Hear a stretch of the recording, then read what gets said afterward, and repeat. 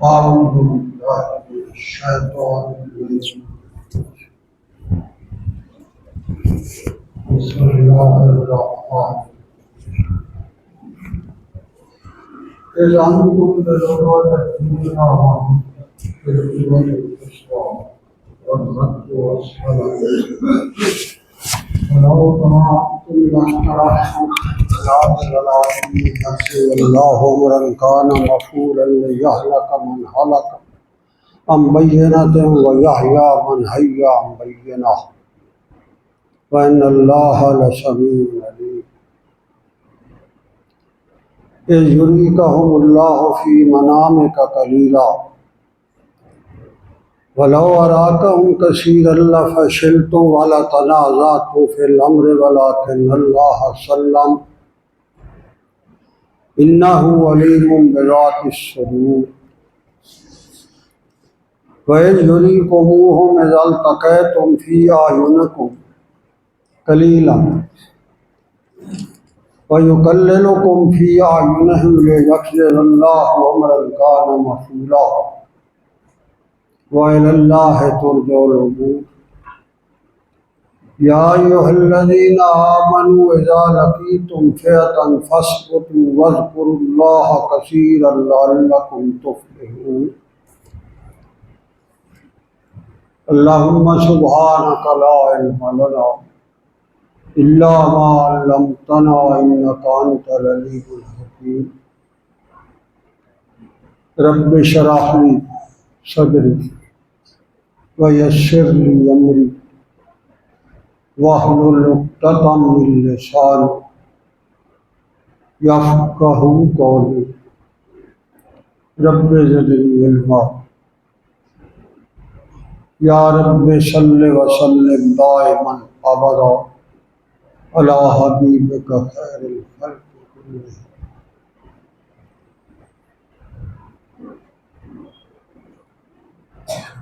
قابل صد احترام معزز حاضرین و ناظرین کرام، اللہ تبارک و تعالیٰ کا کائنات کا نظام اور اس کے اندر احکام، یہ سب کے سب اس نے اپنے قبضہ قدرت میں رکھے، اور جیسا وہ چاہتا ہے ویسا ہی ہوتا ہے۔ بعض اوقات ظاہراً اسباب عین اس کے الٹی سمت جا رہے ہیں، مگر جو وہ نتائج نکالنا چاہتا ہے وہ اسباب کی الٹی سمت کو ایسا سیدھا کرتا ہے کہ دنیا کی عقل دنگ رہ جائے، کیونکہ جو وہ چاہتا ہے ہونا وہی ہوتا ہے۔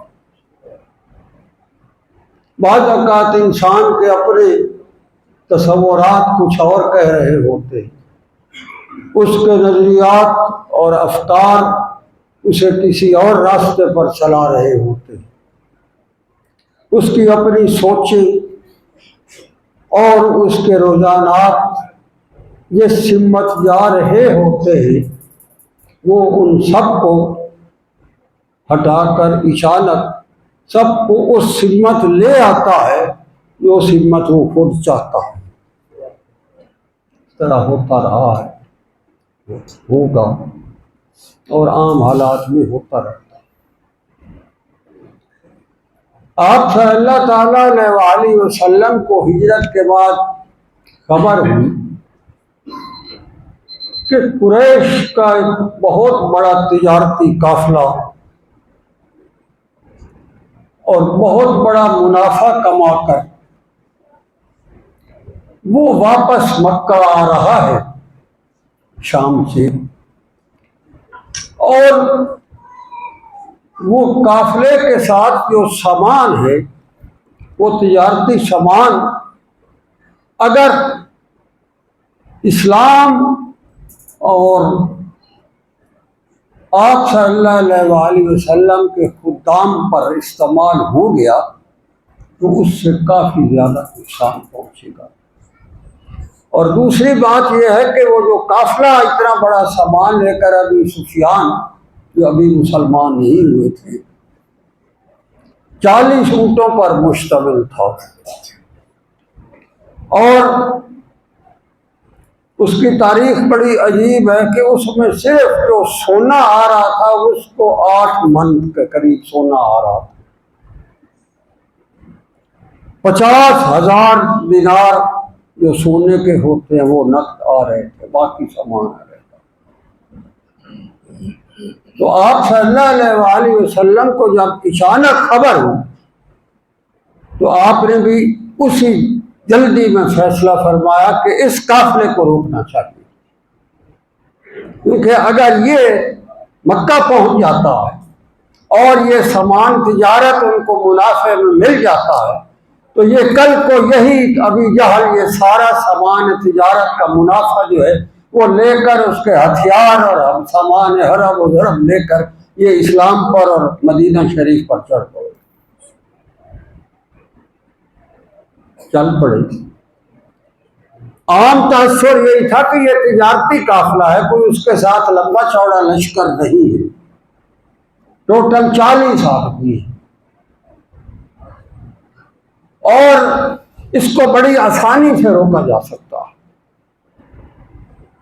آپ صلی اللہ علیہ وآلہ وسلم اس نیت سے چل پڑے۔ چلتے چلتے اخیر جب اس قافلے کے نزدیک آئے تو ابھی سفیان جو تھے انہیں خبر ہو گئی، اور وہ بڑی انہوں نے سمجھداری سے وہ پورے علاقے میں جو لوگ اور کاروانی اس راستے پر چل رہے تھے ان سے پوچھتا آ رہا تھا بار بار کہ مدینہ شریف میں ہمارے اس قافلے کے بارے میں کیا کسی کو پتا ہے، کیونکہ اسے پتا تھا کہ اگر یہ آپ صلی اللہ علیہ وآلہ وسلم کے خدام کے ہاتھ لگ جاتا ہے تو پھر کفر کا کچھ نہیں رہتا۔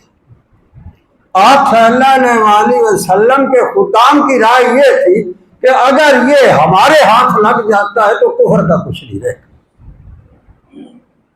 اس لیے دونوں طرف سے اس کی پوری نگرانی ہو رہی تھی، مگر مسلمانوں کو یہ تسلی تھی کہ یہ تجارتی قافلہ ہے اور یہ 40 بندے ہیں، ان کو تو ہم فوراً زیر کر لیں گے، کیونکہ ہماری تعداد جو ہے وہ 300 سے بھی اوپر ہے۔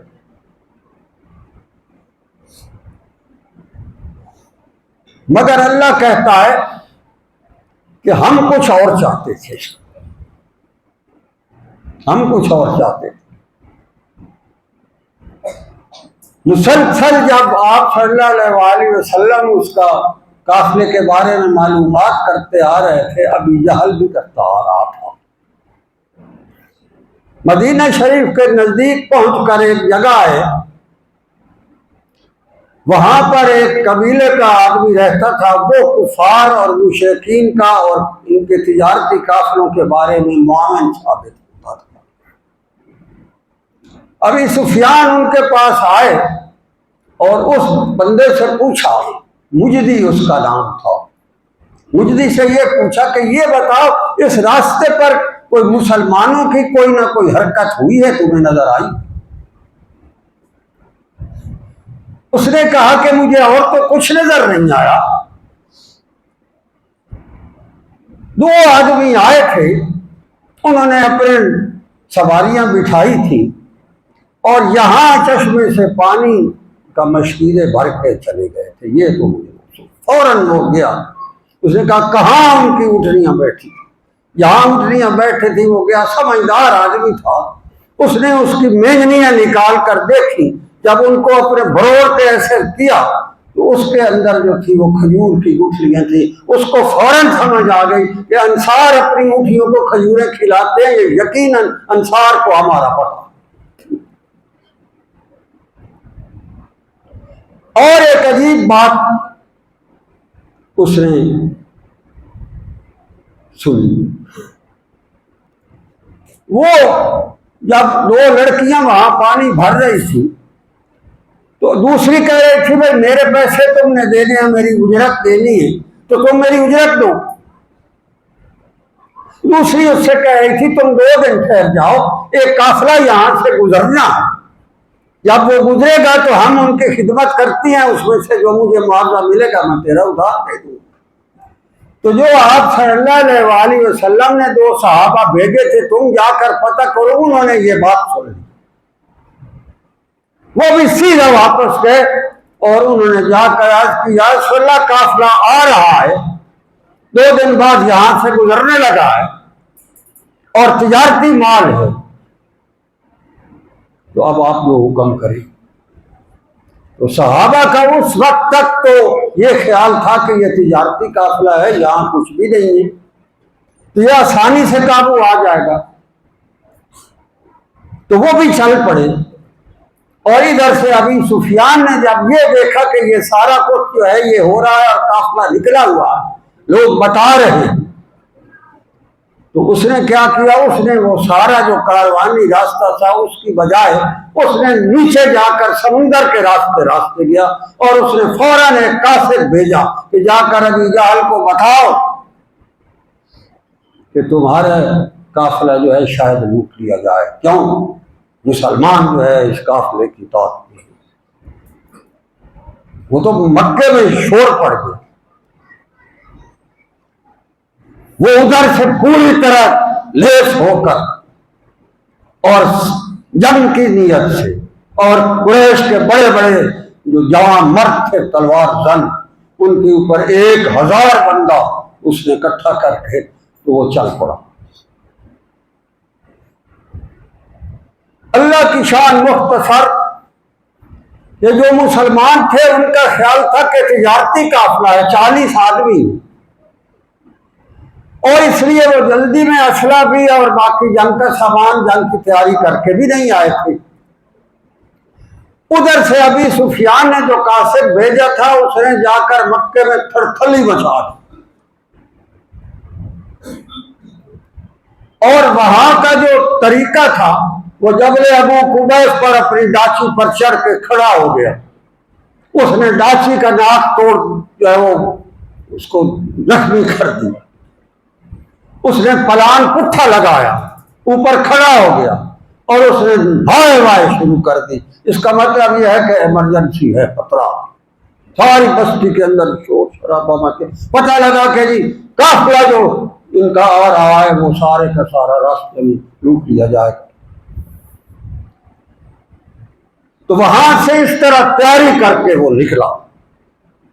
ادھر سے آپ صلی اللہ علیہ وسلم کے خدام جو تھے وہ اس خیال میں تھے کہ ہم قافلے کو آج پکڑ لیں گے کل پکڑ لیں گے، وہ اس طرف آئے، مگر اللہ کہتا ہے ہم نے قافلے کو دوسری طرف کر دیا، اور قافلے کے درمیان اور مسلمانوں کے درمیان کفار کا لشکر آ گیا۔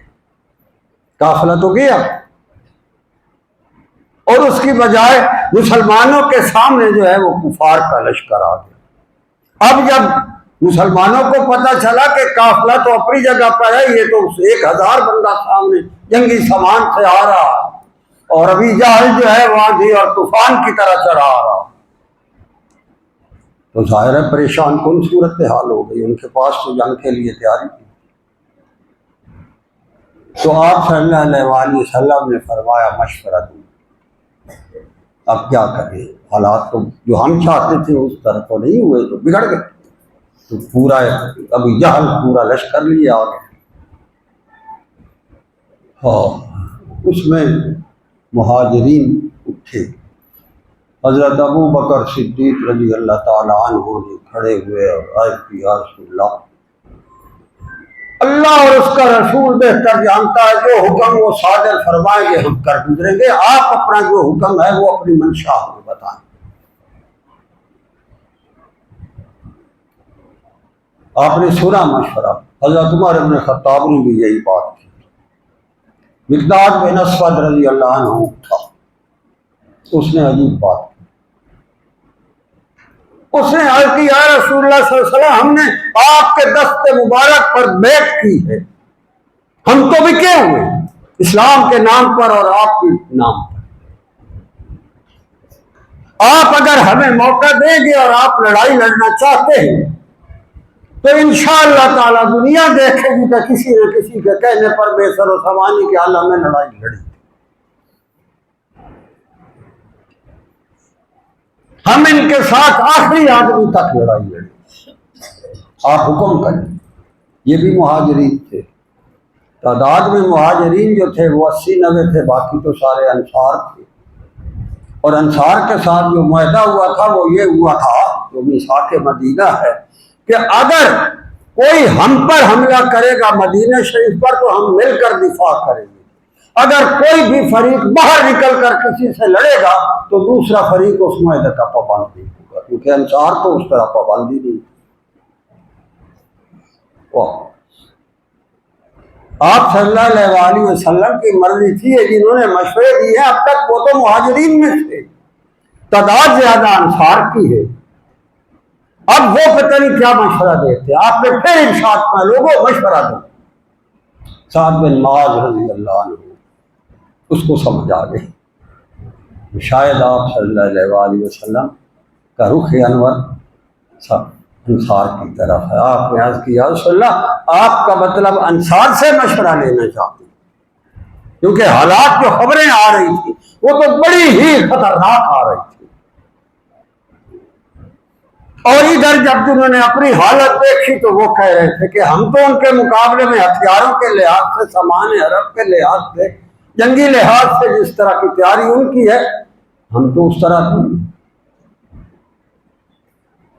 تو سعد بن معاذ کھڑا ہوا. سبحان اللہ. اس نے کہا یا رسول اللہ صلی اللہ علیہ وسلم ہماری ماں نے اپنی گودوں میں ہمیں جنگ کی لوریاں دے کر کھلایا ہے، اور ہمارے انہوں نے گودوں میں جو ہے وہ کھلونے جو نہیں دیے، ہم تلواروں سے کھیل کر بڑے ہوئے. ہم نے آپ کے ہاتھ سے مقدس پر بیعت کی ہے، آپ لے چلے ہمیں سمندر کی تہ میں بھی ہم آپ کے ساتھ لڑنے کو تیار ہیں، اور اگر آپ لڑتے لڑتے ہمیں برق حماد جو یمن کا شہر ہے وہاں تک لے جائیں گے تو ہم اسی طرح جلوار کرتے چلے جائیں گے. آپ اپنا حکم فرمائیے ہم پابند ہیں. آپ نے بڑی دعا بڑی دعا. بہرحال اللہ تبارک و تعالیٰ فرما رہا ہے کہ تم تو نکلے تھے قافلے کے لیے، اور قافلہ تو ہم نے بھیج دیا، اور تمہارے اور قافلے کے درمیان ابھی جہل کا لشکر آ گیا، اور دونوں فوجیں جو تھی وہ لڑائی کے لیے آن پڑی بدر کے میدان میں. وہ اللہ بتا رہا ہے تم بے عدوت دنیا، عدوت دنیا یعنی مدینہ شریف سے نزدیک کنارہ. تم بالعدوۃ الدنیا وہم بالعدوۃ القصویٰ، اور کافر جو تھے وہ مکے کی طرف والے برلے کنارے پر آ گئے. والركب اسفل منکم، اور قافلہ ہم نے بیچ میں سے نکال دیا جن کے لیے تم آئے تھے. یعنی کہا نا وہ جو کرتا ہوتا ہے ہوتا وہی ہے. ہمارے اندازے غلط ہو سکتے ہیں، ہماری ساری تدبیریں ختم ہو سکتی ہیں، اور جب وہ چاہتا ہے تو پھر وہ ہوتا ہے، اور تقدیر اسی طرح بنتی چلی آتی ہے، اسباب اسی طرح ہوتے چلے آتے ہیں، ماحول بنتا چلا آتا ہے. اب سارے کو سمجھ آ گئی کہ اب تو لڑائی ہے. قافلے کو تو بھول گئے سارے، قافلہ تو گیا. والركب اسفل، قافلے کو تو ہم نے نیچے نکال کے سمندر کے راستے پر ڈال دیا، تو دونوں لشکر آ گئے. اور اللہ کہتے ہیں وَلَوْ تَوَاعَدتُّمْ لَاخْتَلَفْتُمْ فِي الْمِيعَادِ،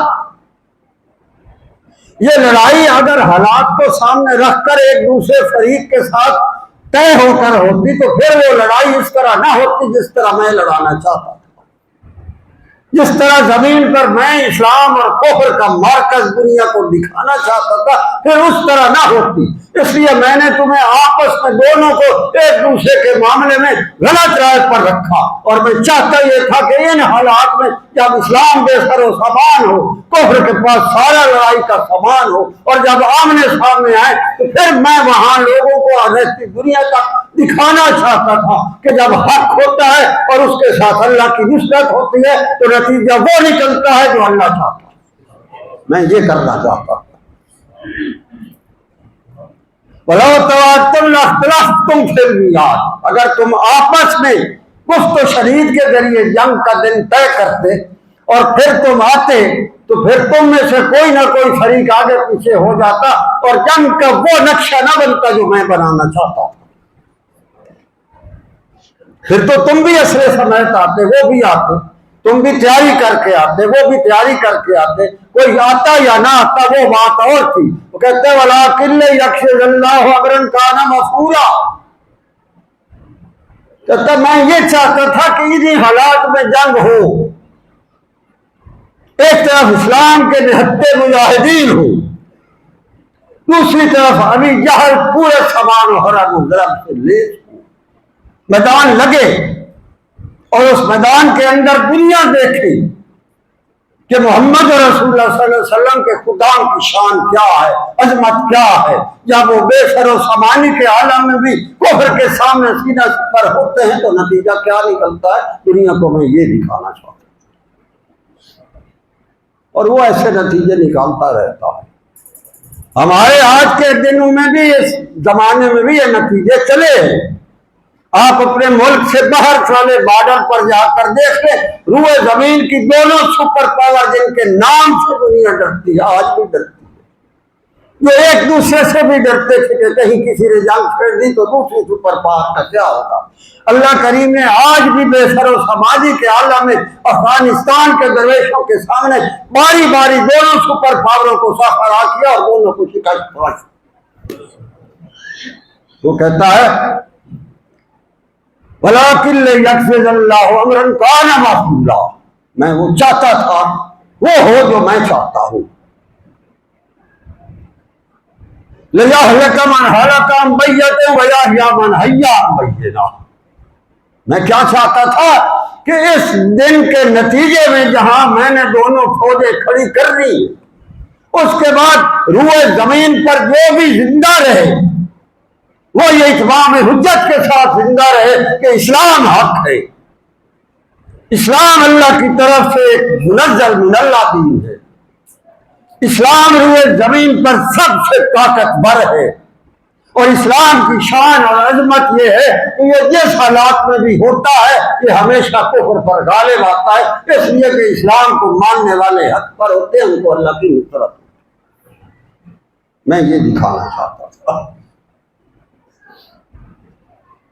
روز دنیا جہاں سوال کرتی ہے کہ غزہ میں کیا ہوا، ان کی سحری اور افطاری جو ہوتی ہے اس میں 300 سے 400 بندہ اوسط روز یہود کے بموں سے گر رہا ہے۔ 300-400 بندہ سحری کے وقت، انہیں پتہ یہ اکٹھے ہوتے ہیں، آج کل رمضان شریف ہے، وہ سحری میں 300-400 بندے کی آپ روز کی اخباریں خبریں میڈیا دکھا لیں، وہاں 300-400 بندہ روز ہوتا ہے جس کو وہ ذبح کرتے ہیں، بم مارا بندے کا، اور پھر افطاری کے وقت یہ روز کا ان کا حال ہے۔ اب کیوں نہیں ہوتا؟ اب کیوں نہیں ہوتا؟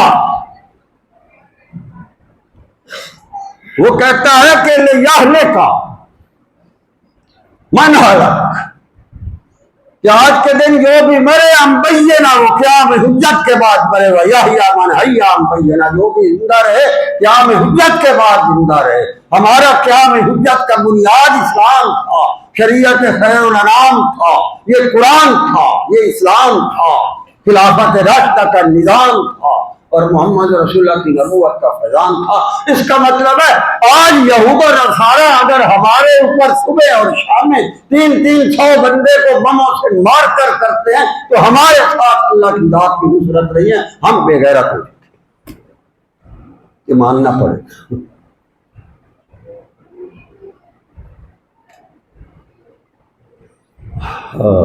وَإِنَّ اللَّهَ لَسَمِيعٌ عَلِيمٌ، میں اوپر سے سب دیکھ رہا ہوں، سن رہا ہوں، مجھے پتا ہوتا ہے زمین پر کیا ہو رہا ہے۔ اسلام کے نام پر جو 2 نمبریاں ہم کر رہے ہیں، اسلام کے ساتھ جو کچھ سلوک ہو رہا ہے، اسلام کی عظمت اور تقدس کے ساتھ جو کچھ ہمارے اپنے جو وہ جو کر رہے ہیں، کہتا ہے مجھے پتا ہے، مجھے سارا پتا ہے، ان اللہ لسمیع علیم، میں سب سنتا رہتا ہوں، ان کی باتیں، ان کی پریس کانفرنسیں، ان کی میٹنگیں، ان کے جلسے، ان کے سیمینار، ان کے بیان، سوشل میڈیا پر کانفرنسیں، کہتا مجھے سب پتا، میں سنتا رہتا ہوں اور مجھے علم ہے سارا۔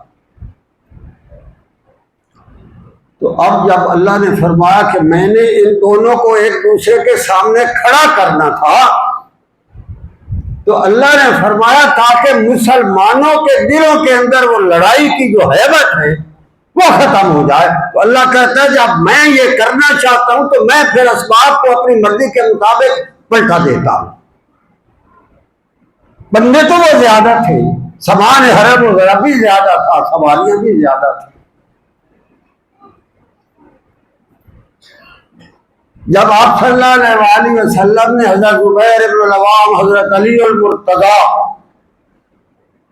ان کو بھیجا کہ جاؤ پتہ کرو تاکہ پتہ لگے وہ ہیں کتنے، کیا ہے ان کی حالت کیا ہے، کوئی ان کا بندہ راستے میں چرواہا یا کوئی اور پانی اٹھانے والا ان کا کوئی غلام ملتا ہے اس کو پکڑ لاؤ، پتہ تو کریں ہے کیا۔ تو وہ فرماتے ہم پکڑ لائے۔ ابھی بھی مسلمانوں کے دل میں تھا شاید ابھی سفیان کا تجارتی قافلہ کہیں ادھر ادھر نیڑے نیڑے ہی ہوگا، لڑائی کی بجائے ہم وہ قافلے تک پہنچ جائیں۔ تو آپ صلی اللہ علیہ وآلہ وسلم نماز پڑھ رہے تھے، جب وہ دو آئے ان سے انہوں نے تفتیش شروع کی، تو یہ جو تھے وہ چاہتے تھے بھئی یہ ہوئے ابھی سفیان کے بندے تجارتی قافلے، مگر وہ تو ابھی جہل کے لشکر کے ساتھ ہے، ان کا پانی بھرنے والے۔ تو جب وہ کہتے تھے کہ ہم ابھی سفیان کے بندے نہیں ہیں، ہم ان کے بندے ہیں، تو صحابہ جو تھے وہ مارتے تھے یہ ہمیں جھوٹ بول رہے ہیں۔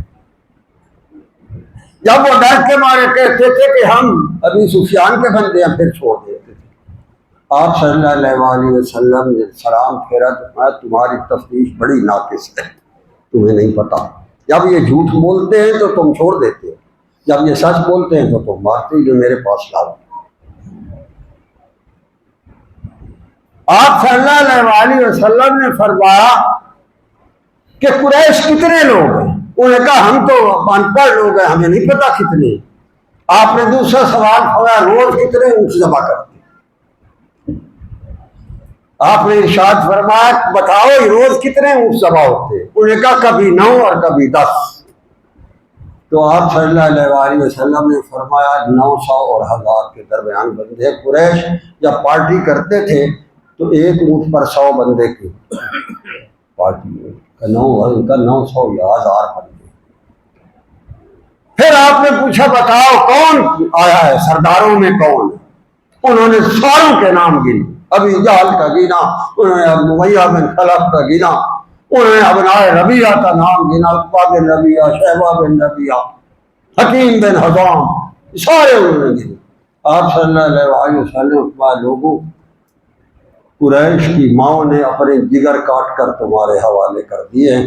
آپ تشریف لائے، حضرت ابوبکر صدیق آپ کے ساتھ چل رہے، آپ نے چھڑی مبارک سے اشارہ کیا کہ کل فلاں کی لاش یہاں پڑی ہوگی، فلاں کی لاش یہاں پڑی ہوگی، فلاں کی لاش یہاں پڑی ہوگی۔ صحابہ فرماتے دوسرے دن جب ہم نے جا کر دیکھا یہاں آپ کی چھڑی مبارک کا نشان تھا، وہی کافر کی لاش پڑی۔ تو اللہ کہتا ہے یہ ہم نے کرنا تھا، ہم چاہتے تھے ایسا ہو۔ یُرِیکَہُمُ اللَّهُ فِی مَنَامِکَ قَلِیلًا، ہم نے پہلا کام یہ کیا کہ جو 1000 تھے ہم نے آپ کی نظروں میں بڑے تھوڑے دکھائے۔ جب صفیں آمنے سامنے لگی اور لڑائی شروع ہونے لگی، حضرت عبداللہ بن مسعود رضی اللہ عنہ فرماتے ہیں میرے ساتھ جو کھڑا تھا میں نے اسے کہا تیرے اندازے کے مطابق بھلا یہ کتنے ہوں؟ تو اس نے کہا مجھے تو 90 بندہ لگتا ہے، شاید 90۔ تو حضرت عبداللہ بن مسعود کہتے میں نے کہا نہیں تمہاری گنتی غلط ہے، 100 ایک ہوں گے، 100 1000 کے 100 گن رہے تھے۔ اللہ نے فرمایا یہ ساری سکیمیں اوپر سے میں کرتا آ رہا تھا، یریکہم اللہ فی منامک قلیلا، میں نے آپ کو خواب میں اونگ میں نے تھوڑے دکھائے، وَلَوْ أَرَاكَهُمْ كَثِيرًا لَفَشِلْتُمْ وَلَتَنَازَعْتُمْ فِي الْأَمْرِ، اور اگر میں تم کو زیادہ سے زیادہ دکھاتا تو تم گھبرا جاتے،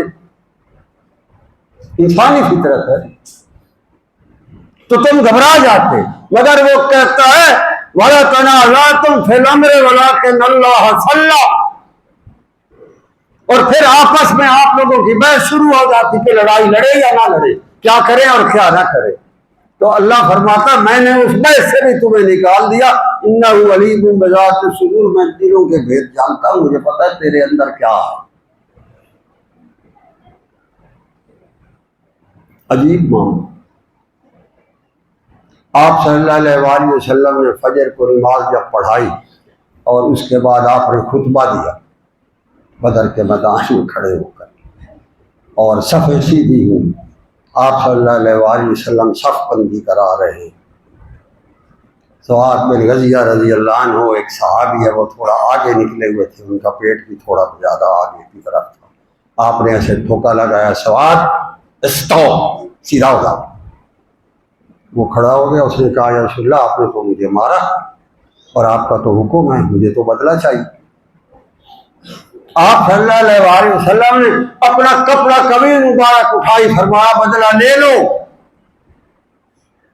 وہ لپکا اس کو محمد رسول اللہ کے شان مبارک کی جو مہر نبوت تھی اس کے بوسے لے لے لے کر اس نے کہا آپ میرا بدلہ۔ تو آپ صلی اللہ علیہ وسلم نے فرمایا یہ تم نے کیا سوچی اس وقت جب پہ لڑائی سامنے؟ کہا یا رسول اللہ جو سامنا ہے مجھے نہیں پتا اس کا انجام کیا ہو، میں دنیا میں رہوں یا نہ رہوں، اور اگر میں چلا گیا اور میرے اللہ نے مجھ سے پوچھا کہ سواد تیرے نام اعمال میں کیا عمل ہے، تو میں کہوں گا میرے اللہ میں ابھی تھوڑی دیر پہلے محمد رسول اللہ کی مہر نبوت چومتا چومتا تیرے حضور آیا ہوں، میرے پاس یہ عمل ہے، میں تو اس لیے کر رہا۔ واہ کیا کیا عجیب بات ہے۔ تو اللہ کہتا ہے پھر ہم نے ایک اور کیا، وَإِذْ يُرِيكُمُوهُمْ إِذَا الْتَقَيْتُمْ فِي أَعْيُنِكُمْ، ہم نے تمہاری آنکھوں میں وہ فوج تھوڑی دکھائی، یہ تھوڑے ہیں، ہزار ہے، ہم نے صحابہ کہے تھے 90 ہیں، کوئی کہتا تھا نہیں 100 بات۔ وَيُكَلِّمُكُمْ فِي أَعْيُنِهِمْ، اور پھر ان کی نگاہوں میں بھی تمہیں تھوڑا دکھایا، کیونکہ وہ ڈرتے تھے اس بات کے کہ جب مسلمان سامنے میدان میں آتا ہے اور کھڑا ہوتا ہے تو اس کے بعد ہم چاہے کثرت میں بھی ہوتے، جب وہ اللہ کے نام پر میدان میں کھڑا ہوتا ہے تو پھر اللہ کے نام کی لاج رکھتا ہے، جو بھی سامنے ہوتا ہے ایک دفعہ ملیا میٹ کر دیتا ہے، یہ ہیں تھوڑے، مگر یہ نہ ہو کہ کل کو ہمارے سے یہ جیت جائے، وہ بھی گھبرائے۔ ادھر سے اللہ نے ان مسلمانوں کو تھوڑے دکھائے تاکہ ان کو تسلی ہو، بھائی تھوڑے بندے، اور کافروں کو بھی تھوڑے دکھائے کہ چلو جتنے بھی ہیں تھوڑے ہیں، جتنا بھی جوش کر لیں گے بہرحال ہاتھ جائے۔ لِيَقْضِيَ اللَّهُ أَمْرًا كَانَ مَفْعُولًا، میں چاہتا یہ تھا کہ یہ مدبیر ہو، یہ ایسی ہو، اوپر سے دنیا دیکھے، اور اللہ نے اس دن کو یوم الفرقان قرار دے دیا کہ یہ فرق والا دن تھا۔ دنیا کو میں دکھانا چاہتا تھا عبدالآباد تک کہ یوم الفرقان وہ ہوتا ہے جس دن اسلام اور کفر سامنے آئے تو اسلام یا اس کی شان بلند ہوتی ہے اور کفر کو بہرحال ختم بھی ہونا پڑتا ہے۔ اس طرح کے نظارے وہ دکھاتا آیا ہے، اور ساری دنیا کہہ رہی ہے اب پھر ایک اور نظارے کا وقت بھی آیا چاہتا ہوں، یہ بھی آپ مانیں۔ آپ جتنے مرضی بابے کی جمہوریت کے گن گا لیں، جو مرضی آپ کرتے پھر رہے، جو مرضی کہتے رہے، آپ صلی اللہ علیہ وآلہ وسلم کا فرمان، اور اس نے اس علاقے کے اوپر آپ صلی اللہ علیہ وسلم کا فرمان ہے غزوۃ الہند،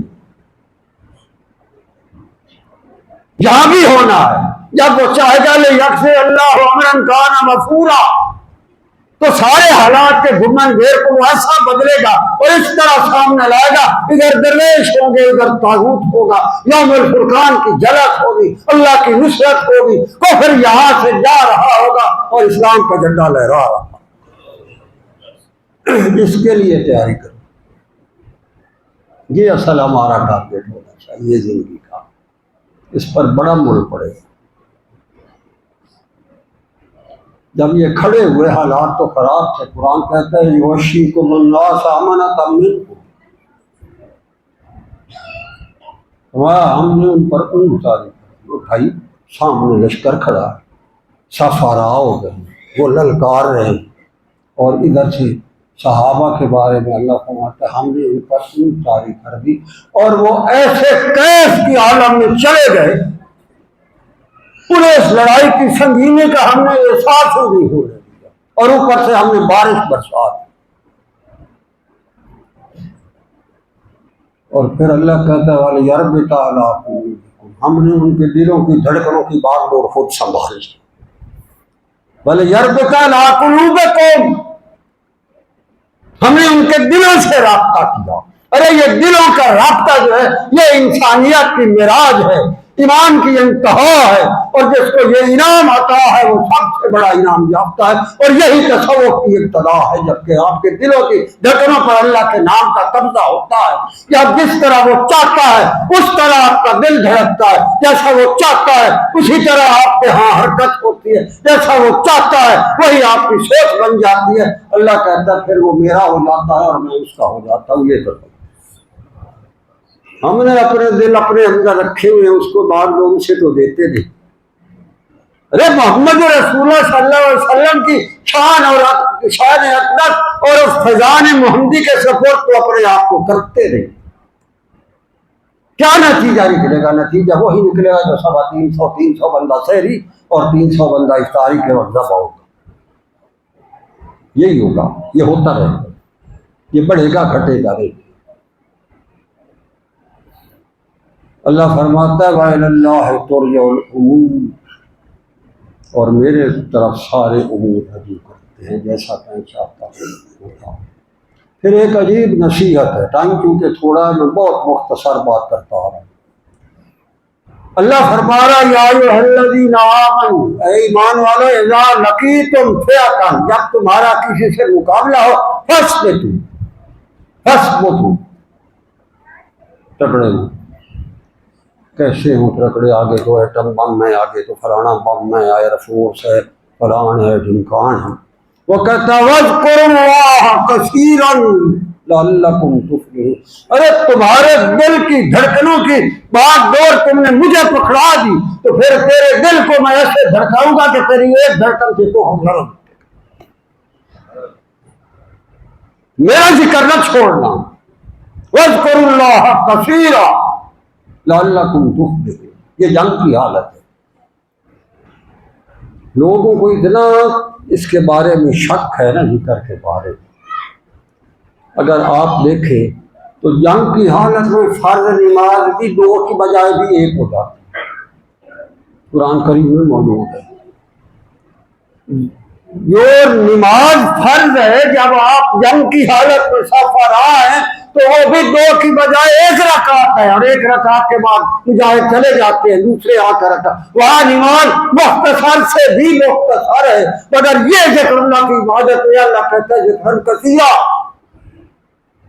وہ جو رکعت تم نے چھوڑی ہے اس کی بجائے تیرے دل کی دھڑکنوں پر میری حکمرانی قائم ہو جائے، لعلکم تفلحون، کفر کو میں شکست دے دوں گا، میرے پاس بڑے فرشتوں کا لشکر ہے، فکر میں اتار دوں گا ان کو۔ آئیں گے وہ، جبرائیل امین آئے، میکائیل آئے، گھوڑوں پر سوار آئے، اسلحہ سمیت آئے، جنگی لباس سمیت آئے۔